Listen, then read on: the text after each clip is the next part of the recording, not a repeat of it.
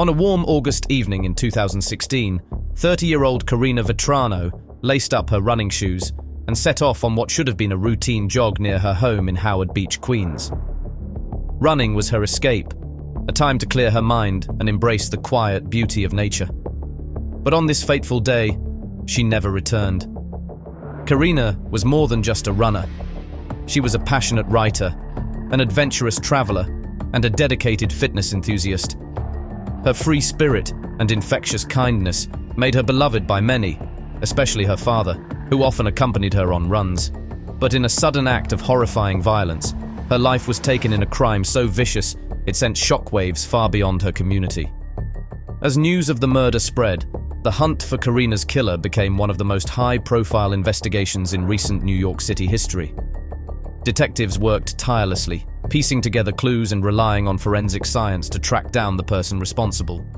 The case ignited urgent conversations about safety, justice, and the incredible power of DNA evidence in solving violent crimes. Karina Ann Vetrano was a vibrant young woman with a passion for writing and helping others. Born on July 12, 1986 in New York, she was the daughter of Philip and Kathy Vetrano and grew up alongside her brother and sister. Her father, a retired FDNY firefighter, had bravely responded to the aftermath of the 9/11 attacks. Karina attended Archbishop Molloy High School before earning a master's degree in speech pathology from St. John's University. She dedicated her career to working with children with autism in Manhattan while pursuing her dream of becoming a writer, even appearing in a 2013 short film inspired by her own work.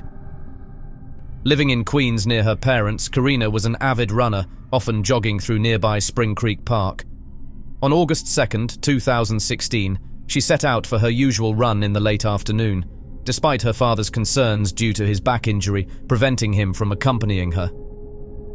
She was last seen alive just after 5 p.m. entering the park. When she failed to answer calls and texts, her father, growing increasingly worried, alerted a neighbor who was an NYPD police chief. A search was launched, and by 11 p.m., the worst fears became reality. Karina's father discovered her body face down, just 15 feet off the trail. The scene painted a horrifying picture. Her sports bra had been pulled down, exposing her chest, and her shorts and underwear were partially removed, tangled around her thigh. Scratches and bruises covered her right leg, evidence of a brutal struggle. The following day, an autopsy confirmed she had been strangled to death. Investigators noted she had fought fiercely for her life. Her attacker had struck her in the back of the head with a rock, and she fought back so hard that she bit him with enough force to crack her own teeth. Her hands were clenched around blades of grass, signs of her desperate attempt to resist as she was dragged from the trail. A handprint was left on her neck, marking the force of the strangulation, and crucial DNA evidence was recovered from under her fingernails, on her back, and on her phone, which had been tossed into the nearby weeds. Determined to bring Karina Vetrano's killer to justice, police announced a $10,000 reward for any information leading to an arrest. Though DNA had been recovered from the crime scene, it initially led nowhere. Running it through local and national databases yielded no matches. Investigators left no stone unturned, testing over 600 DNA samples, combing through more than 1,700 investigative reports, and pursuing over 250 leads. Yet, the case remained unsolved for months. 6 months later, a breakthrough finally came when authorities matched the DNA to Chanel Lewis, leading to his arrest. Meanwhile, just days after Karina's murder, another tragic crime sent shockwaves through the nation. 27-year-old Vanessa Marcotte was found slain along a secluded road in Princeton, Massachusetts, after going for a run. The similarities between the two cases sparked widespread fear and media comparisons, but forensic evidence ultimately confirmed that different perpetrators were responsible. Karina's murder ignited crucial discussions about the safety of women exercising alone. On August 31st, police released a sketch of a person of interest spotted in Spring Creek Park around the time of her death. A utility worker recalled seeing a man emerge from the weeds and run toward Belt Parkway. Weeks later, on September 12th, home surveillance footage surfaced, showing Karina jogging near Spring Creek Park just minutes before she was killed, the last known video of her alive. By December 2016, The FBI and NYPD had worked together to develop and circulate a suspect profile. Meanwhile, Karina's family turned to the public for help, creating a GoFundMe page with an initial goal of raising $250,000 as a reward for information. The outpouring of support exceeded expectations, surpassing $290,000, with the additional funds pledged to charity. Beyond seeking justice, the Vetrano family became passionate advocates for familial DNA testing, pushing for legislation to expand its use. Though Karina's case was ultimately solved without it, her family continues to champion the practice, believing it could be instrumental in solving future crimes. On February 4, 2017, authorities made a major announcement. A suspect had been taken in for questioning in connection with Karina Vetrano's murder.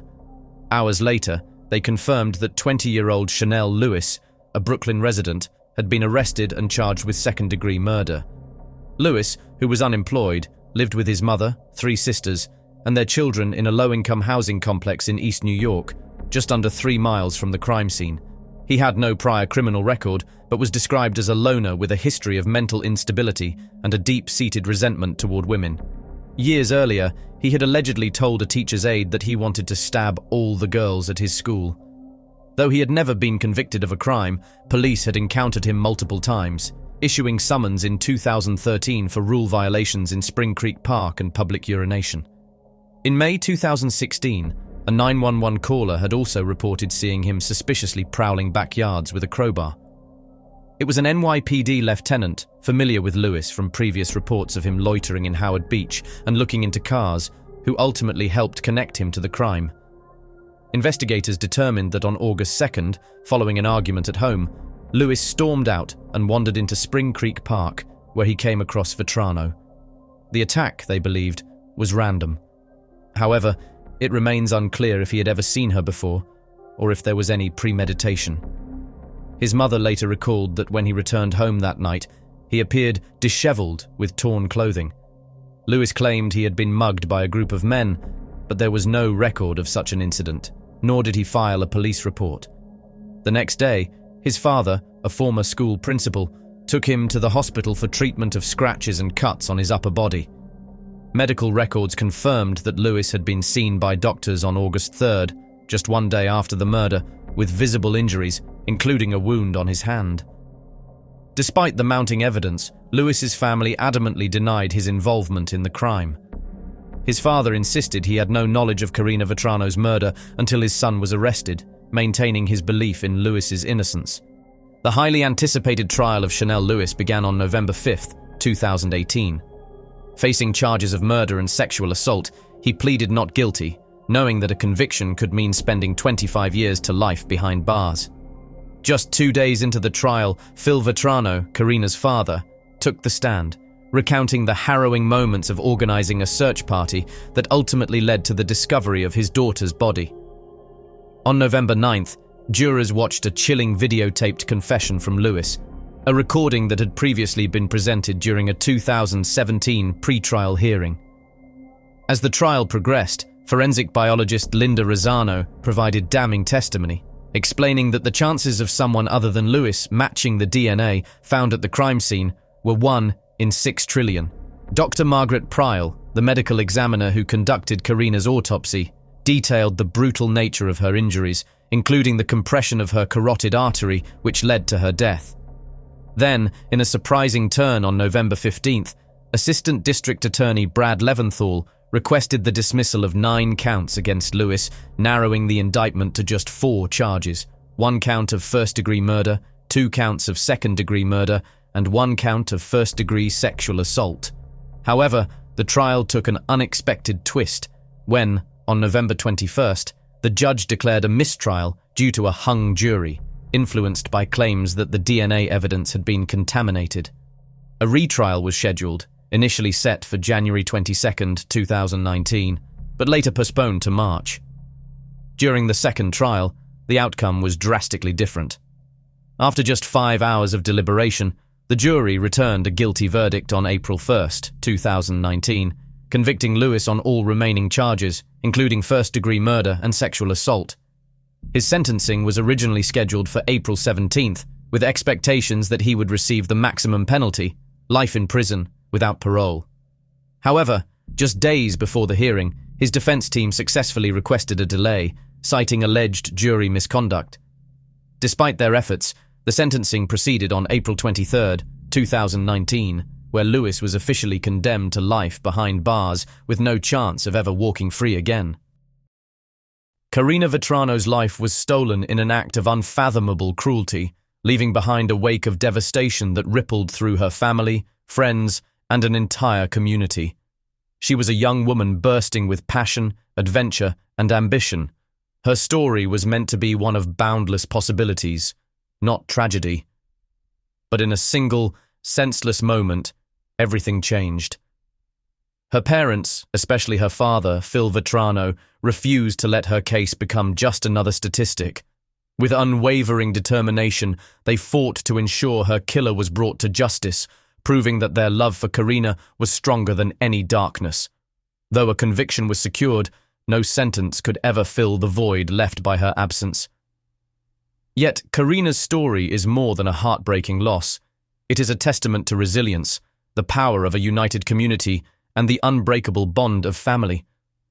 Her name continues to inspire advocacy and awareness, ensuring that her memory is never forgotten. Though her time here was tragically cut short, her impact endures. May we honor Karina by cherishing those we love, standing up for justice, and striving for a world where no one suffers the same fate. Rest in peace, Karina. You will forever be remembered. If you found this video compelling, leave a like and your thoughts in the comments. Be sure to subscribe and watch our other videos.